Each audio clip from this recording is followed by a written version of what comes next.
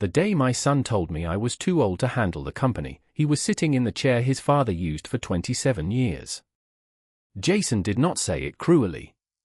That almost made it worse. He said it in the calm, practical voice he used when explaining delivery schedules or quarterly expenses, as if my age were simply another number on a spreadsheet that had finally crossed an acceptable limit. I was 64 years old, and for more than 3 decades, Whitmore Commercial Supply had been part of nearly every day of my adult life. Richard and I started the company in Lexington, Kentucky, 33 years earlier with a rented warehouse, 1 used delivery van, and savings we had spent nearly 10 years building. Richard handled sales, deliveries, and most of the relationships that required a firm handshake and an easy conversation. I handled bookkeeping, vendor accounts, payroll coordination, purchasing, contracts, and the 1,000 quiet details that kept money moving in the right direction. People remembered Richard because he was usually the one standing in front of customers. I never minded that. I knew what I had built. After Richard died at 67, the business became harder to walk into for a while. His office remained almost exactly as he had left it, except Jason eventually replaced the old desk calendar and moved several framed photographs.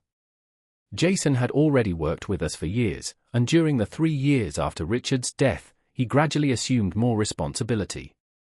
By 39, he had become our general manager. He was good at it.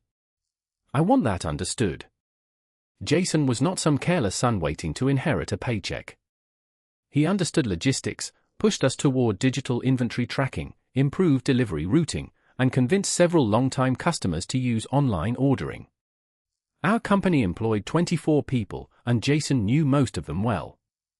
I was proud of him. What I did not realize was that while I believed we were gradually preparing him for greater responsibility, Jason believed the transition had already happened. That Tuesday morning, he asked me to join him in the conference room. Melissa, his wife, was there, along with my daughter Becca, who had stopped by because Jason said the discussion involved the future of the family business. A thick folder sat in front of my chair. Jason spent nearly 20 minutes presenting an expansion plan. He wanted new warehouse software, another delivery truck, a larger credit facility, and eventually the acquisition of a smaller supply company outside Lexington.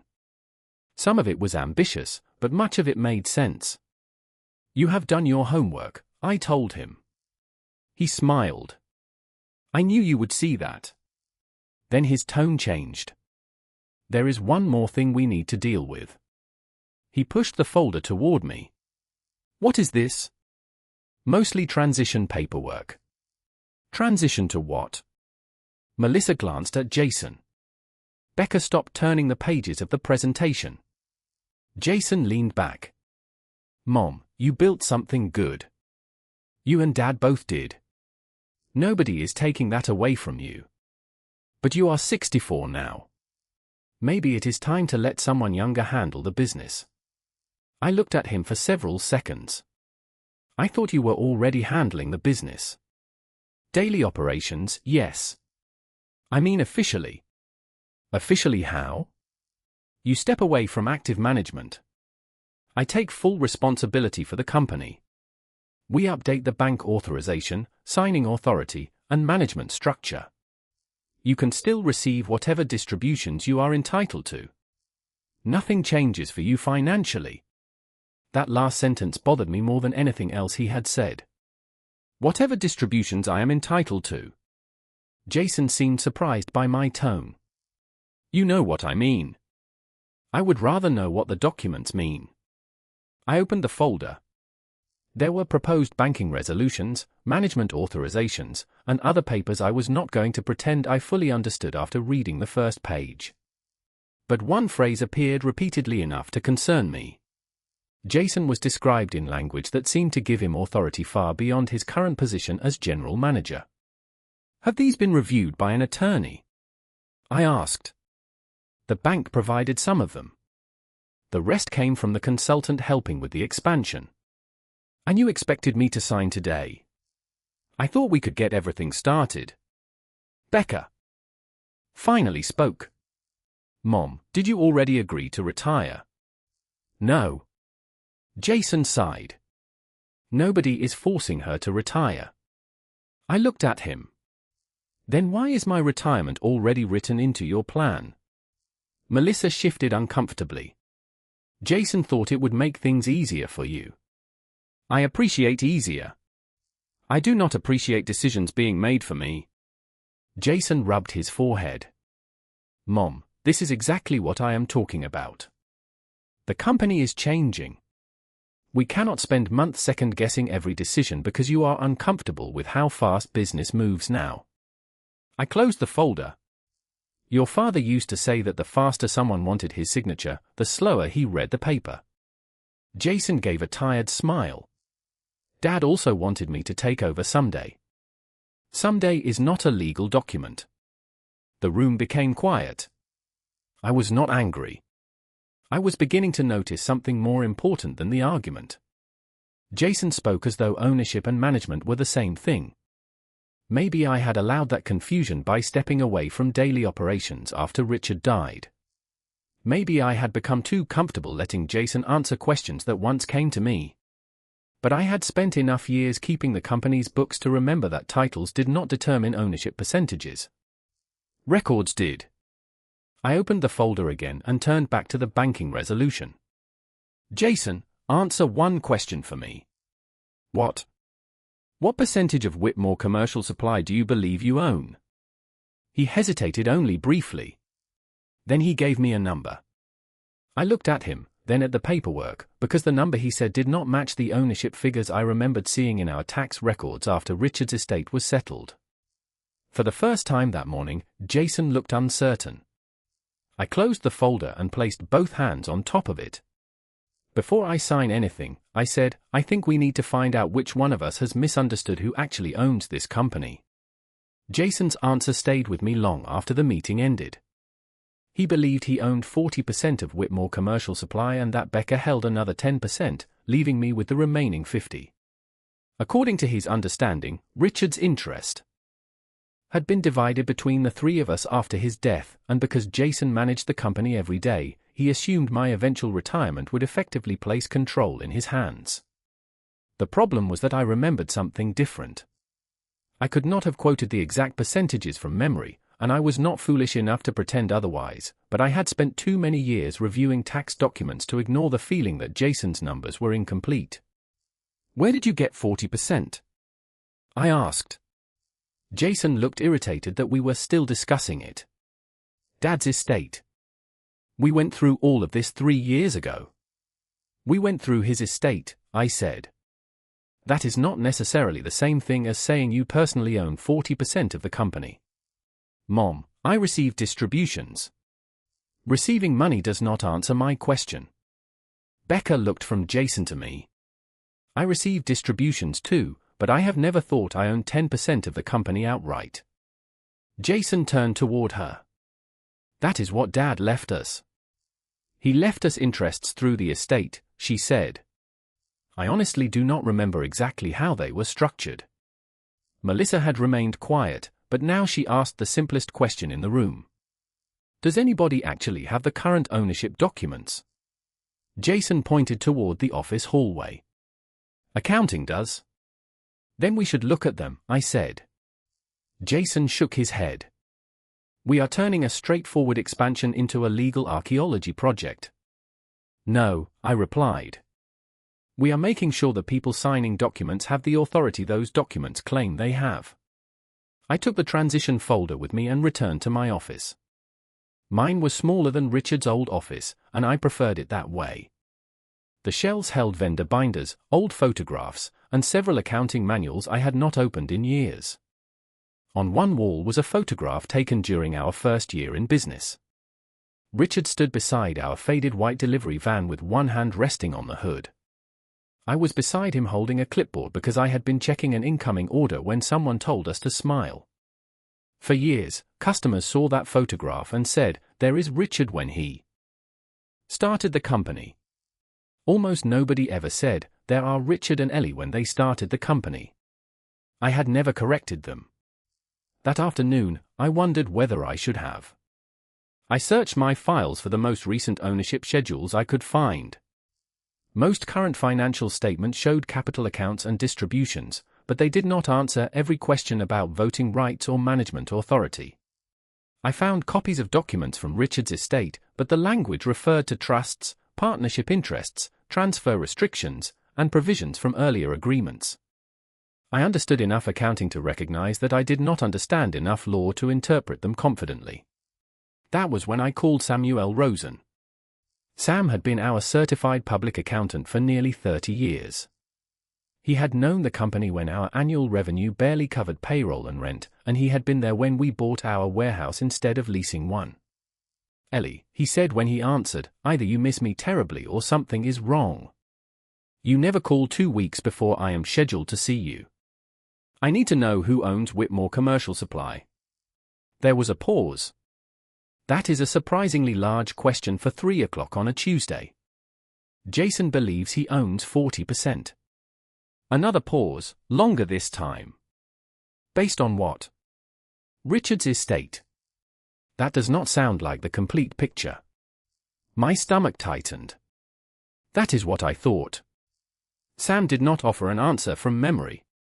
That was one reason Richard trusted him. Instead, he asked me to send the transition documents Jason wanted signed and told me he would pull our historical files. He also wanted copies of Richard's estate records and every amendment to the company's governing documents that I could locate. How far back? I asked. To the beginning. I laughed softly. You want 33 years of paperwork. I want whatever created the ownership structure and whatever changed it afterward. The next morning, Becca met me for coffee before work. She did not work full-time for Whitmore Commercial Supply and had built her own career in healthcare administration, which made her less emotionally invested in who occupied which office. "Jason called me last night," she said. "I assumed he would. He thinks you are trying to block the expansion." "I have not said no to the expansion." I told him that. She stirred her coffee. "I also asked him when you agreed to retire." "What did he say?" "He said everybody knew you were gradually stepping back." I smiled without amusement. Gradually stepping back from daily work is not the same as surrendering ownership. That is what I told him. 2 days later, Sam arrived at the warehouse carrying his laptop and a banker's box from his archived records. Jason was already waiting in the conference room. He looked at the box and sighed. "Sam, those records are ancient." Sam placed the box on the table. "Some are. We have current financial statements. Financial statements tell me what the business has been doing. They do not necessarily tell me every legal right attached to ownership." Jason crossed his arms. "How far back are you planning to go?" Sam removed the lid and began sorting labeled folders. "As far back as necessary." He pulled out a thick file with Whitmore Commercial Supply written across the tab in faded ink. Inside were incorporation records, tax elections, amendments, correspondence, and documents I had not seen in decades. Sam turned several pages slowly before stopping. "There it is," he said.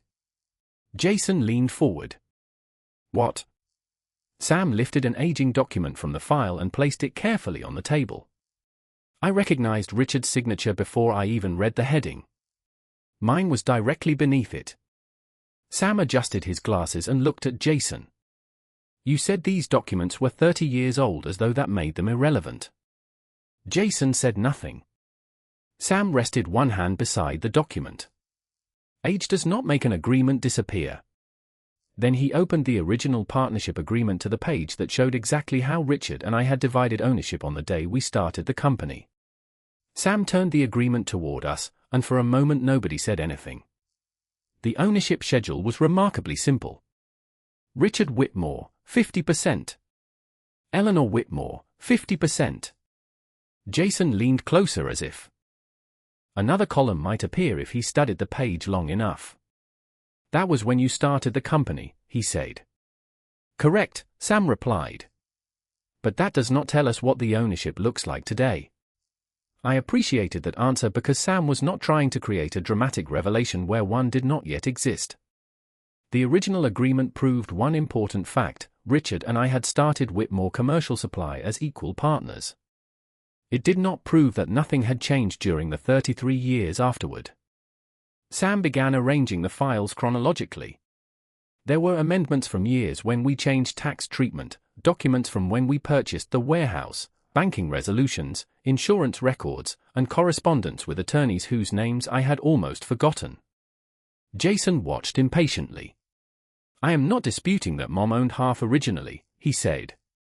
"I am talking about what happened after Dad died." "So am I," Sam replied. "But ownership is a chain. If you want to know where it ended, you need to know where it began and every legitimate transfer in between." I looked again at the first agreement. My signature was dated 33 years earlier, when I was 31 years old. I remembered that day clearly enough to surprise myself.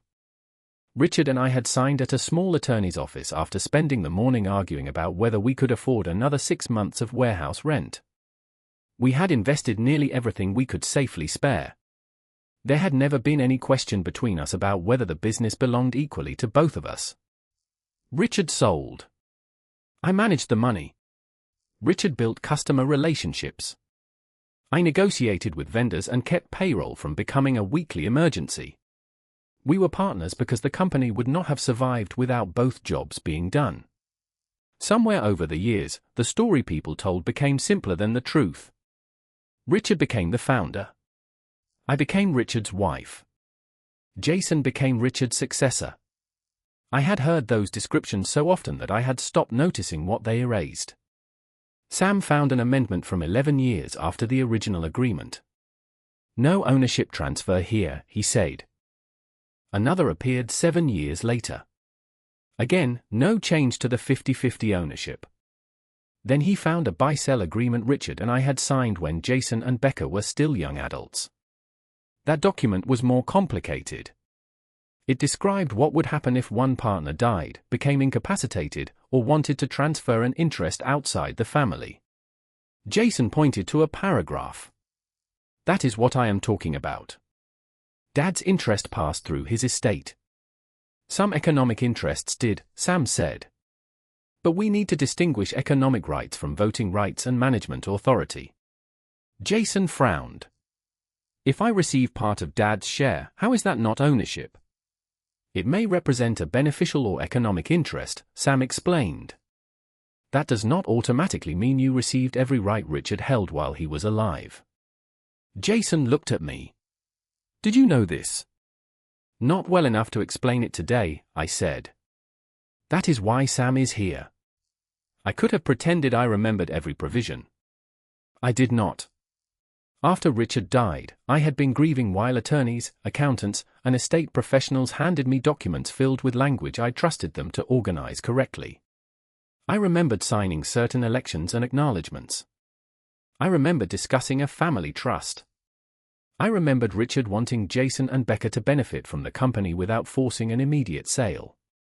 But I did not remember the exact mechanics.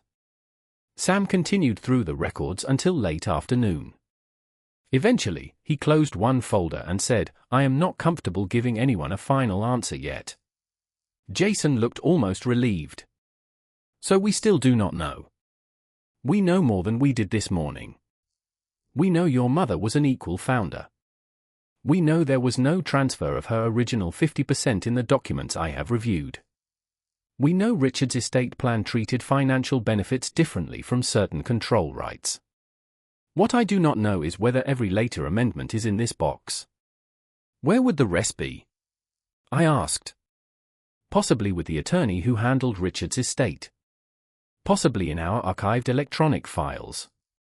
Possibly in your corporate records." Jason glanced at his watch. "How long is this going to take?" Sam looked directly at him. "As long as it takes to avoid signing the wrong documents." That evening, Jason followed me into my office. His frustration had softened.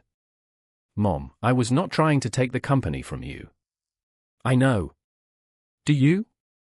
"Yes. I think you believed you already had more authority than you actually might have." He sat across from me. "Dad told me I would run this place someday. He told me that too. Then why does this feel like you are pulling it back? Because you started moving forward without asking whether someday had arrived. Jason looked toward the old photograph of Richard and me beside the delivery van. I have spent 12 years here. And I respect those 12 years. I pointed toward the photograph. But there were 21 years before you joined us. His expression changed slightly. I continued, I am not asking you to pretend the company should operate like it did in 1993. I am asking you not to pretend its history began when you became general manager. Jason was quiet. Before leaving, he stopped beside the photograph. I always thought Dad started the company and you helped him. I looked at the younger version of myself holding that clipboard. So did a lot of people. The next morning, Sam called before 8. He had located additional archived documents connected to Richard's estate. There is something you need to see, he said. Is Jason wrong about the 40%? I asked. His calculation is understandable, but it appears to confuse the economic interest he benefits from with the voting control he personally holds. I sat straighter. What does that mean? It means we need Karen Blake to review the legal documents before anybody reaches a conclusion. And my 50%? I have found nothing showing that you ever transferred it. Then Sam paused. But Ellie, there is another amendment Richard and you signed years before he died. It changes what happens to voting control after the death of either original partner. I looked through the glass wall of my office toward Jason standing on the warehouse floor, discussing an order with one of our supervisors. What does it say? I asked. Sam did not speculate. I want Karen to read it first. But until she does, do not sign Jason's transition papers, do not change the banking authority, and do not let anyone describe this as a completed succession. The original agreement told us where the company started. This amendment may tell us who actually has the authority to decide where it goes next. Karen Blake arrived at our warehouse the following Monday carrying a slim leather portfolio and the kind of calm expression that made everyone else in the conference room seem more nervous by comparison. She had handled several business matters for Richard and me over the years, although another attorney had managed most of Richard's estate. Sam sat beside her with the archived records arranged chronologically across the table. Jason was there, and so was Becca. I had asked Melissa to join us because she had been present when Jason first presented the transition documents, and I did not want anyone hearing a second-hand version of what happened next. Karen began with a warning. There is no single document that answers every question here. The original partnership agreement establishes where ownership began. Later amendments, estate documents, and transfer provisions determine what changed. Jason nodded impatiently. That is what I have been saying. Karen looked at him. Then you will understand why your mother should not sign the transition documents until we finish reviewing those changes. His expression tightened, but he said nothing. Karen opened the original agreement first. She confirmed what Sam had already shown us. Richard and I had each owned 50% when Whitmore Commercial Supply was created. No later document transferred any portion of my original interest. So Mom still owns 50%, Jason said. At minimum, that part is clear, Karen replied. The more complicated issue concerns Richard's interest after his death. She opened the amendment Sam had found. I remembered signing it, although I had forgotten most of its language. Richard and I had created it after a close friend lost control of a family company when ownership became divided among relatives. Who wanted different things? Richard came home from that funeral talking less about death than about paperwork. He said he never wanted Whitmore Commercial Supply forced into a sale because our children disagreed about what to do with inherited interests. Karen explained that the amendment separated certain financial benefits from voting control after the death of an original partner. Richard's estate plan allowed Jason and Becca to benefit economically through the family arrangement, but it did not simply hand Richard's full voting authority to them in equal pieces. Some of that voting authority shifted under the agreement to the surviving original partner. Me. Jason leaned forward. How much? Karen did not answer until she checked the amendment against the estate documents. Based on the records currently before me, Ellie holds effective majority voting control for major partnership decisions. The remaining economic interests benefit the family according to Richard's estate structure, but those interests do not give you unilateral authority to restructure management, change major borrowing arrangements, or complete a succession without the approvals required under these documents. Jason stared at her. I have been running this company for 3 years. Operationally, Karen said. That is different from possessing controlling ownership authority. Dad wanted me to run it. I finally spoke. Running it was never the same as owning it. Jason turned toward me. You knew Dad wanted me here. Of course I did. Then why would he sign something that keeps control with you? Karen answered before I could. The amendment predates Richard's death by many years. From the language, the purpose appears to have been continuity. If either original partner died first, the surviving partner would retain enough control to prevent an involuntary change in direction while the estate was being administered and succession was being planned. Becca looked at me. So Dad would have had the same protection if Mom died first? Yes, Karen said. That mattered to me. This had not been Richard secretly choosing me over our children. We had protected each other. Jason looked down. At the documents. Then what do I actually have? Sam explained that Jason benefited from an economic interest connected to Richard's estate arrangement and received distributions accordingly. Becca did too. But receiving a share of economic benefits did not mean Jason personally possessed 40% of the voting control. His earlier calculation had treated different categories of rights as though they were identical. So my number was wrong, he said. Incomplete, Sam replied. Understandable, but incomplete. Jason gave a short, humorless laugh. That is a polite way to say wrong. For the first time since this began, I felt sorry for him. Not because he had been humiliated, but because I could see how completely he had built his plans around an assumption nobody had challenged. Richard had told him he would lead the business someday. Employees treated him like the future owner. I had gradually reduced my hours. Jason had taken all those facts and assembled them into a conclusion that felt obvious. The problem was that obvious and documented were not the same thing. Melissa reached for his hand. You were trying to prepare for what you thought was coming. Jason looked at me. And you think I was trying to push you out? I think you started making my retirement official before asking whether I wanted to retire. He looked away. That was not how I meant it. Intent matters, Jason. So does what you actually do. Karen then reviewed the transition paperwork. Several provisions would have expanded Jason's authority substantially. None were inherently improper if approved correctly, but signing them without understanding the existing ownership structure would have created confusion and potentially conflicted with the governing agreement. I felt a chill when I realized how close I had come to signing simply because my son sounded confident. Jason seemed to realize it too. What happens now? He asked. Karen closed the folder. Nothing dramatic. Ellie remains in the position the current documents give her.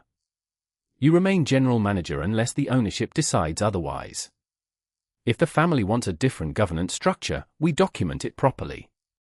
Jason looked at me. So you can stop my expansion plan. Apparently I can. His jaw tightened. I let the silence sit for a moment before continuing. But having the authority to stop you does not mean I have decided you are wrong. That surprised him. I pulled his expansion proposal toward me. You spent months building this. I am going to read every page. Why? Because you were wrong about me being too old to participate.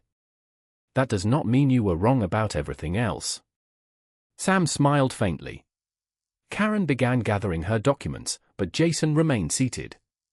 And if you hate the plan, he asked. Then I will tell you exactly why. And if you like it? I looked at the proposal, then back at my son. Then we figure out how to make it work without pretending either one of us owns authority we have not actually been given. Jason nodded slowly.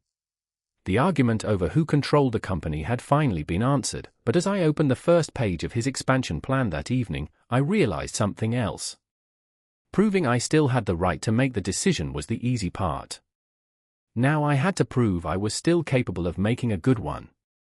I spent most of that evening at my dining room table with Jason's expansion proposal, a yellow legal pad, and a cup of coffee that went cold before I finished the first section. I had expected to find a plan driven mostly by ambition. Instead, I found evidence that my son had been paying attention to problems I had allowed myself to tolerate. Our inventory software was nearly 11 years old. Employees were entering some orders twice because the warehouse system did not communicate properly with the newer online ordering platform. Delivery routes were still adjusted manually several mornings each week. Jason estimated that we were losing hundreds of employee hours every year to processes that could be automated. I checked his numbers against recent payroll reports. He was not exaggerating. That was uncomfortable to admit, but I had no intention of using my newly clarified authority as an excuse to ignore facts. The next morning, I arrived at the warehouse before 7. Jason was already there, standing near the loading area with our operations supervisor. He looked surprised when I asked him to meet me in the conference room at 8. "Did you finish the proposal?" he asked. "All 68 pages." He raised his eyebrows. "I did not think you would get through it overnight. I used to reconcile payroll while you were sleeping in a crib. I can still read 68 pages. He almost smiled, then seemed to remember we were still supposed to be uncomfortable with each other. At 8, he sat across from me while I placed my notes beside his proposal. "Your software upgrade makes sense," I said. He blinked. "That is where we are starting. Would you prefer an argument?" "No good. Your routing changes also make sense, and I agree that we need another delivery vehicle within the next year." Jason leaned forward. "Then you support the plan?" "Parts of it." His expression tightened. "Here we go." I ignored the comment. "You want a larger credit facility and an acquisition at roughly the same time. Why?" "Because the smaller company gives us customers south of Lexington that we are already spending money trying to reach. I understand the reason for the acquisition. I am asking why you want to increase debt before we know how smoothly the new software will integrate." Jason explained that delaying the acquisition could allow another buyer to move first. That was a reasonable concern. I asked what would happen if the acquired company lost 15% of its customers during the transition. He had modeled 5% and 10%, but not 15%. I asked what would happen if interest costs remained higher than projected for 2 years. He had an answer, but I could tell he had not tested it as carefully. Then I asked whether the acquisition price included the seller's warehouse property or only the operating business. Jason stopped. "The building is leased." "How long is left on the lease?" 3 years. "Renewal options." He flipped through his notes. "I would have to check." "Then check." His face reddened slightly. "You are looking for reasons to reject this." "No, Jason. I am looking for reasons it could fail before we spend money discovering them." He sat back. For several seconds, neither of us spoke. Then he said, "Dad would have moved faster." I knew that was meant to sting. Instead, it made me laugh. "Your father once spent 6 weeks deciding whether to buy a $12,000 forklift." Jason looked surprised. "Dad." He visited 3 dealerships, called 5 owners, and made me calculate the financing twice. "He always told me you were the cautious one." I was. He was worse when it was his own money. That finally made Jason smile. The tension eased enough for us to keep working. Over the next week, we reviewed the plan together. I met with our warehouse supervisor, our sales manager, and 2 employees who handled online orders every day. I did not ask them whether they thought I was too old to understand the new system. I asked what wasted their time. Their answers confirmed several of Jason's concerns. One employee showed me how a single pricing update had to be entered into 3 different places. Another explained that customers sometimes called because the website showed inventory that had already been committed to commercial accounts. Jason had been right. We needed modernization. But the acquisition worried me more each time I reviewed it. Sam helped us model several scenarios, and the numbers showed that Jason's plan worked well if most assumptions went right. Richard had taught me to pay more attention to what happened when several things went wrong at once. I suggested separating the expansion into phases. First, upgrade the inventory and ordering systems. Second, add the delivery vehicle after measuring the efficiency gains. Third, continue evaluating the acquisition but negotiate enough time for proper due diligence before committing to additional debt. Jason resisted immediately. We could lose the company we want to buy. Yes. And you are comfortable with that? No. I am comfortable admitting that sometimes the cost of avoiding one risk is accepting another. He stared at the financial projections. You really think the debt is too aggressive? I think it is too aggressive before we know what the integration costs will actually be. Jason was quiet for a long time. Then he turned his laptop toward me. What if we reduce the initial purchase price and structure part of the acquisition payment based on customer retention over 2 years? I looked at him. That was not in his original proposal. That would reduce some risk. Not all of it. Nothing reduces all of it. We spent another hour changing assumptions. For the first time since the transition argument, I stopped feeling like his mother defending her place in the company. He stopped behaving like a son waiting for permission. We were simply 2 people trying to make a good business decision. Later that afternoon, Becca stopped by and found us surrounded by spreadsheets. Should I be worried? She asked. Jason shook his head.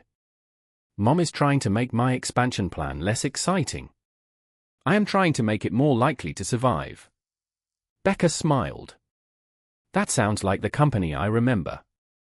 Jason looked at me, and there was something different in his expression. Not surrender.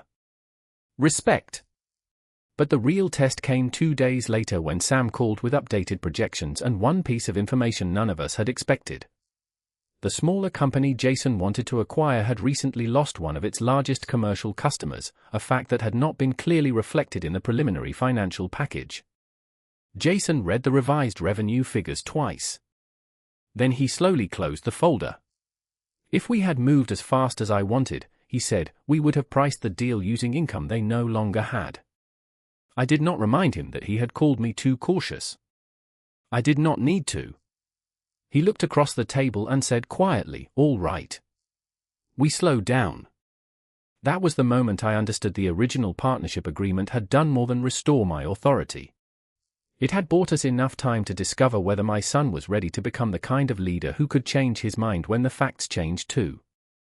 The decision to slow down changed the atmosphere between Jason and me more than any apology could have. Until then, every disagreement had carried another question underneath it: who had the right to decide? Once the partnership records answered that, we could finally concentrate on whether the decisions themselves were good. Jason contacted the owner of the smaller supply company and requested updated customer information, current lease terms, and revised financial statements. The seller was cooperative, but the deeper review confirmed what Sam had warned us about. The lost commercial account represented nearly 12% of the company's previous annual revenue, and 2 other major customers had contracts scheduled for renewal within 9 months. The business was not necessarily a bad acquisition. It was simply worth less, and carried more uncertainty, than the preliminary numbers suggested. 3 weeks ago, I would have signed a letter of intent based on the first package, Jason admitted when we met with Sam. That is why due diligence exists, Sam said. Good businesses can still be bad purchases at the wrong price. Jason looked at me. You can say it. Say what? That you told me so. I would rather negotiate the right deal than win the wrong argument. Sam smiled and returned to the numbers. We developed a revised proposal that lowered the amount paid at closing and tied additional payments to customer retention over the following 2 years. We also required satisfactory lease terms before completing any acquisition. Jason handled the negotiations. I did not hover over him. I reviewed the major terms, asked questions, and let him do the job he had spent 12 years learning to do. Watching him work reminded me why Richard had believed so strongly in his future. Jason was confident with people, quick with numbers, and comfortable making decisions. What he had lacked was not ability. It was the humility to recognize that authority and judgment were not automatically the same thing. I also had something to learn. I had spent the years after Richard's death protecting what we built, but protection can become its own kind of habit. Sometimes I rejected change because I had seen too many expensive ideas fail. Jason forced me to distinguish between reckless change and necessary change. We approved the inventory software upgrade first. Jason created an implementation schedule that allowed the warehouse team to train before the old system was retired. I insisted that employees who actually used the software participate in testing. Within the first month, they found problems neither Jason nor the vendor had anticipated. Instead of treating those problems as proof the project was failing, Jason corrected them. Within 3 months, duplicate order entry had dropped sharply, inventory accuracy improved, and customer service spent less time correcting availability errors. The results gave us better information about how much additional borrowing the company could reasonably support. One Friday afternoon, Jason came into my office carrying the original transition folder. "I forgot this was still here," he said. I did not. He sat down and opened it. "I read these again last night." "Why?" "Because I wanted to understand what I was asking you to sign." I waited. "I thought I was making things easier," he said. "But some of this would have given me authority I had not earned and that you had never agreed to transfer." "Yes." "I should have talked to you before I had documents prepared." "Yes." He smiled faintly. "You are making me work for this apology." "I have waited several weeks." "I can give you another minute." He laughed, then became serious. "I am sorry, Mom. Not because the agreement proved me wrong. I am sorry because I treated your experience like an obstacle instead of part of the company."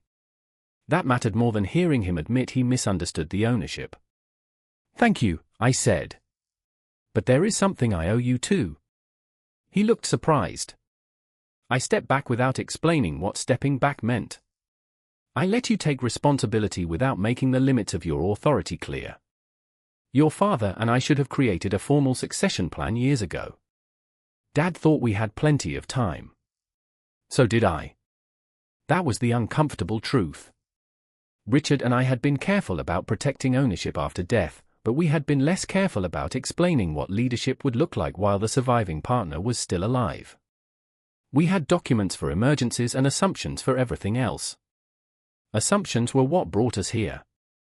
I called Karen the following Monday and asked her to help us create a governance structure that reflected how the company actually operated.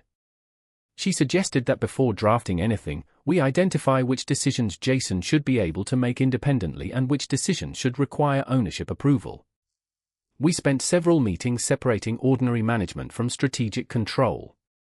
Jason would continue hiring within approved budgets, managing vendors, negotiating routine customer contracts, supervising warehouse operations, and making day-to-day purchasing decisions. Major borrowing, acquisitions, sale of company property, ownership transfers, and fundamental changes to the business would require formal approval under the partnership structure. "This is what should have existed before," Jason said.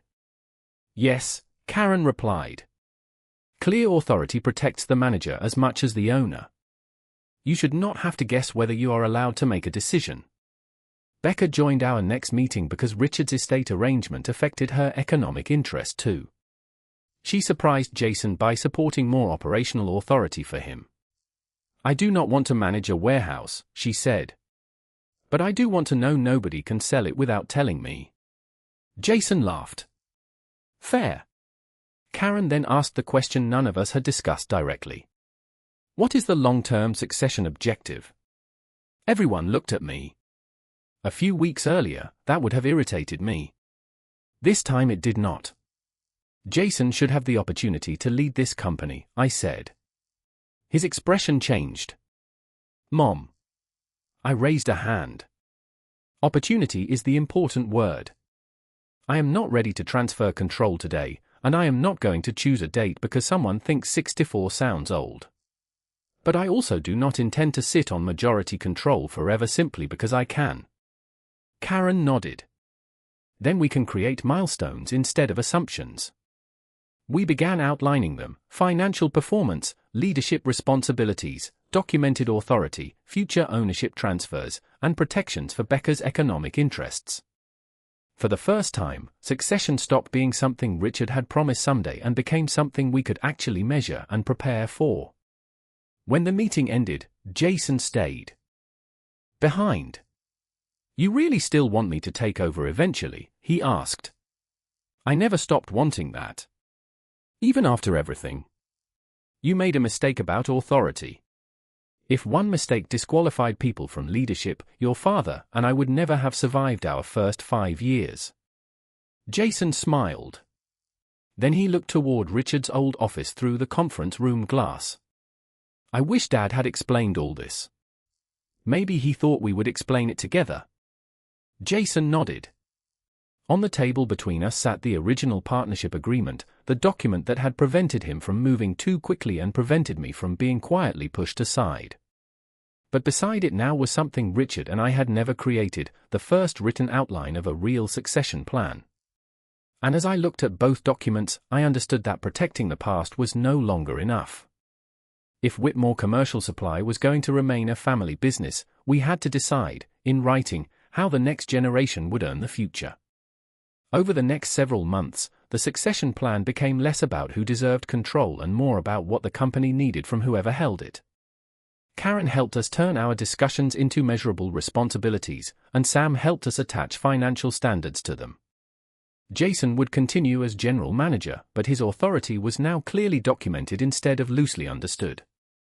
He could make routine operating decisions without waiting for me, while major borrowing, acquisitions, ownership changes, and real estate decisions remained subject to formal approval. I expected Jason to dislike the structure. Instead, he seemed relieved by it. For 12 years, I kept wondering whether I was supposed to ask permission or just make the decision, he told me one afternoon. Now I know.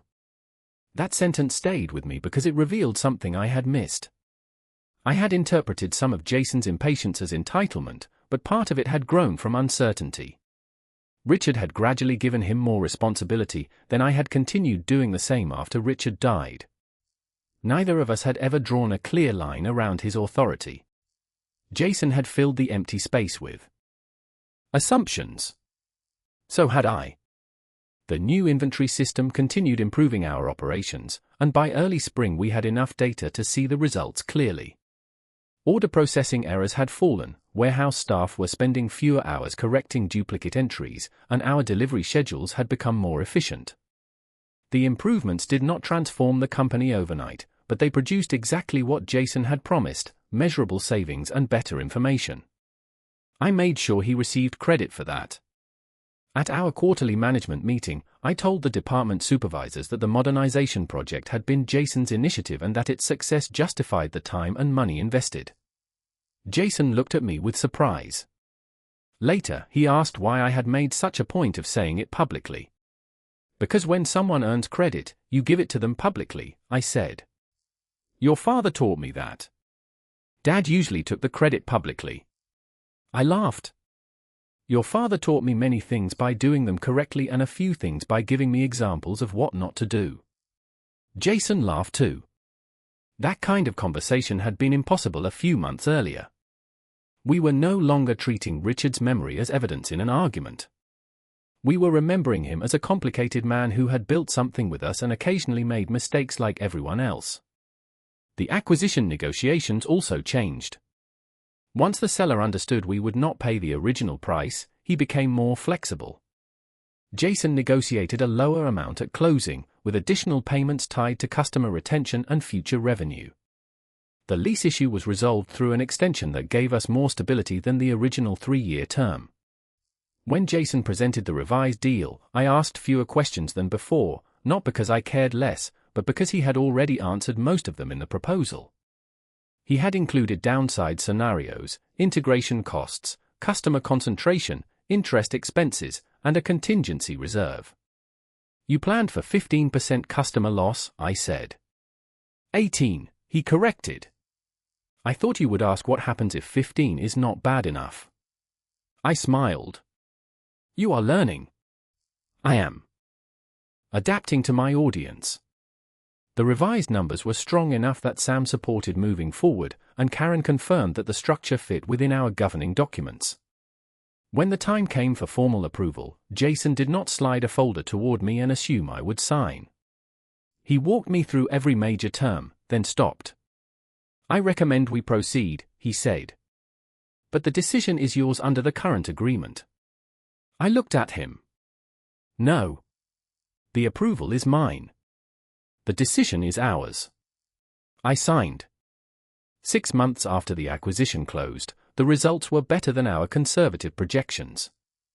We retained most of the customers we considered at risk, integrated the new accounts into our updated system, and expanded our delivery territory without creating the cash pressure I had feared. Jason had been right about the opportunity. I had been right about slowing down. Neither fact cancelled the other. One evening after most employees had gone home, I found Jason in Richard's old office removing files from a cabinet. "What are you doing?" I asked. "Making room." "For what?" "Actual work. Half of these records are older than I am." "Be careful saying that around old records. One of them recently saved you from accidentally taking over the company." He laughed. Then he pulled the old photograph from the shelf, the one showing Richard and me beside our first delivery van. "I have been thinking about what I said that day," he told me. "Which part?" "That you were too old to handle the business." I leaned against the doorway. "You have already apologized." "I know. But I understand why it was wrong differently now." He held up the photograph. "I thought experience meant knowing how things used to be done. I did not understand that it also means remembering why certain rules exist." I looked at the photograph. Experience can also make people stubborn. Do not romanticize it. You are not going to let me compliment you, are you? Not inaccurately. He smiled and put the photograph back. Then his expression became serious. Karen sent me the draft ownership transition schedule. I had received it too. Under the proposed plan, Jason could gradually earn and acquire additional voting interests over several years if specific leadership and financial milestones were met. My control would not disappear overnight. Becker's economic interests would remain protected. The transition would happen deliberately, not because of my birthday or Jason's expectations. "What do you think?" I asked. 5 years ago, I would have said it was too slow. And now? Now I think if I cannot prove I am ready over the next few years, I probably should not control what you and Dad spent 33 years building. I studied my son for a moment and realized this was the answer I had been waiting for without knowing it. The original agreement had protected my authority, but authority was never the inheritance I wanted to preserve. Judgment was. Responsibility was. The willingness to slow down when the facts demanded it was. Jason had once believed leadership was something his father had promised him. Now he was beginning to understand that leadership was something he had to demonstrate when nobody was promising him anything. By the time Karen finished the formal succession framework, almost a year had passed since the morning Jason placed those transition papers in front of me. The company looked different now, but not in the way I once feared. Our updated inventory system had become routine. The acquired operation south of Lexington was performing ahead of the conservative projections Sam and I had insisted on using. Jason had promoted one of our longtime warehouse supervisors into a broader operations role, which gave him more time to focus on customers, strategy, and financial planning. More importantly, he had stopped treating every delay as resistance. When a decision needed another week of research, he took another week. When numbers changed, he changed his assumptions. I watched all of it carefully because Karen's transition plan was based on performance, not promises. The first ownership milestone required Jason to meet financial targets without taking on excessive debt, maintain agreed cash reserves, document major management decisions, and demonstrate that the business could operate successfully under his leadership without depending on me for daily intervention. He met every requirement.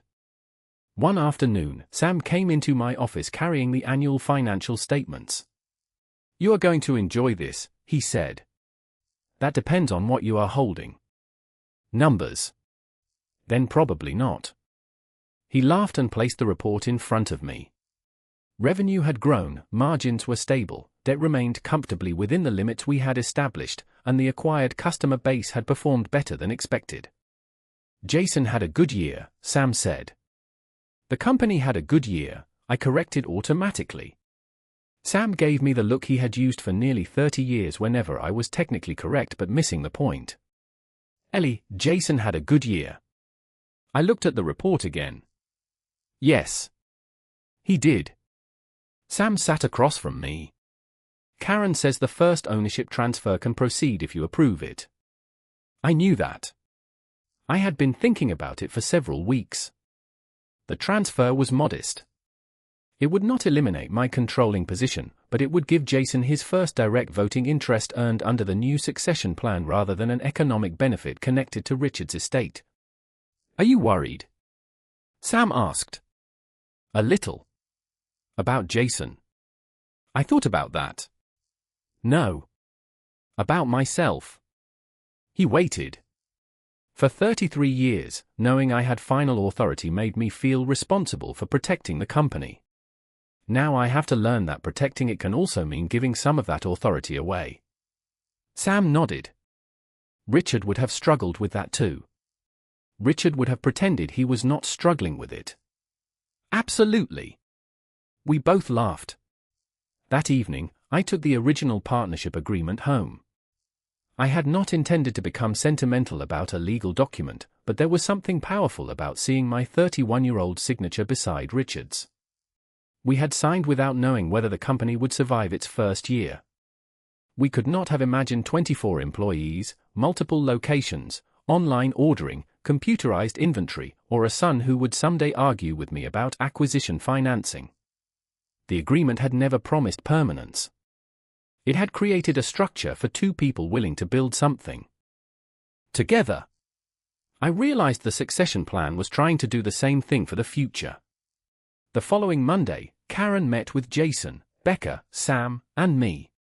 She reviewed the milestone requirements one final time and confirmed that Jason had satisfied them. Becca had already approved the protections related to her economic interests. Karen placed the transfer documents in front of me. Jason did not reach for them. He did not explain why I should sign. He simply waited. "You are unusually quiet," I said. "I learned something about rushing people with paperwork." Becca laughed. Even Karen smiled. I read every page. Jason waited while I asked questions he had already heard before. When I reached the signature page, I looked across the table at him. "Do you remember what you said when this started?" His face showed immediate embarrassment. "Unfortunately. You said I was too old to handle the company." "I was wrong." "You were wrong about why I should step back. But you were not completely wrong that the company needed change." He watched me carefully. There is a difference between being pushed aside and choosing when to make room. I signed the document. Jason stared at my signature for a moment. "That is it. That is the first step." I thought it would feel bigger. Most important things look surprisingly ordinary on paper. Karen explained that Jason now held a direct voting interest under the succession structure. Future transfers would depend on additional milestones over the next several years. Nothing had been handed to him automatically. Nothing had been taken from me unwillingly. When the meeting ended, Becca hugged me and whispered, "Dad would be proud of both of you." I wanted to believe that, but I had stopped using Richard as the final answer to every family question. He had given us a foundation. We had to make our own decisions from there. Jason and I walked through the warehouse afterward.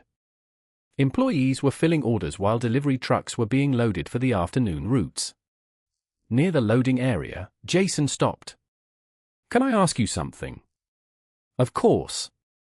"When you signed today, were you afraid I might eventually make a decision you would never make?" "Yes." He seemed surprised by my honesty. "Then how do you let go?" "I do not think you ever completely do. You decide whether you trust the person enough to let them make some mistakes without believing every mistake will destroy what you built." He nodded slowly. "Dad made mistakes. Many.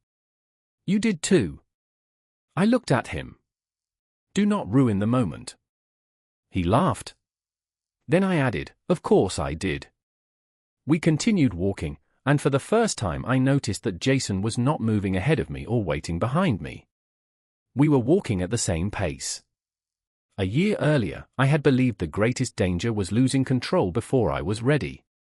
Now I understood there was another danger, holding control so tightly that the person who came after me never had the chance to become ready. The agreement had protected my place when my son misunderstood it. The succession plan was giving me something harder to learn than how to defend that place. It was teaching me how to leave it someday by choice.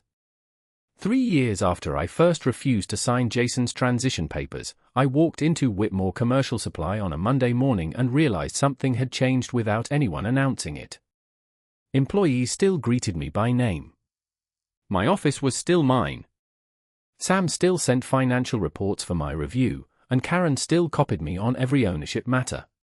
Yet nobody was waiting for me to approve the ordinary decisions that once filled my days. The company was functioning exactly as it should, and Jason was leading it without needing me to stand behind him. Under the succession plan, he had completed every major milestone we established. Revenue had grown steadily without reckless borrowing. The operation south of Lexington had become fully integrated. Customer retention remained strong. Our cash reserves were healthy, and Jason had built a management team capable of handling problems without sending every question to his office. More important to me, he had learned to listen before deciding. I saw it during meetings when younger employees challenged his assumptions. I saw it when Sam questioned a forecast and Jason changed the numbers instead of defending his pride. I saw it when a longtime vendor offered attractive pricing in exchange for a commitment that was too restrictive, and Jason walked away even though the short-term savings looked impressive. He was no longer trying to prove he could make decisions quickly. He was proving he could make them responsibly. On a Thursday afternoon, Karen called the family together for the final scheduled ownership review. Jason sat beside Melissa. Becca joined us, as she had for every major transition meeting. Sam arrived with the financial certifications confirming that the remaining milestones had been satisfied. On the table sat 2 folders. One contained the original partnership agreement Richard and I had signed more than 3 decades earlier. The other contained the final stage of our succession plan. Karen reviewed everything carefully. After the proposed transfer, Jason would hold controlling voting authority over the operating business. My financial security would remain protected, Becca's economic interests would remain protected, and several major transactions would still require safeguards established in the governing documents. I would no longer control the company simply because I had survived my husband.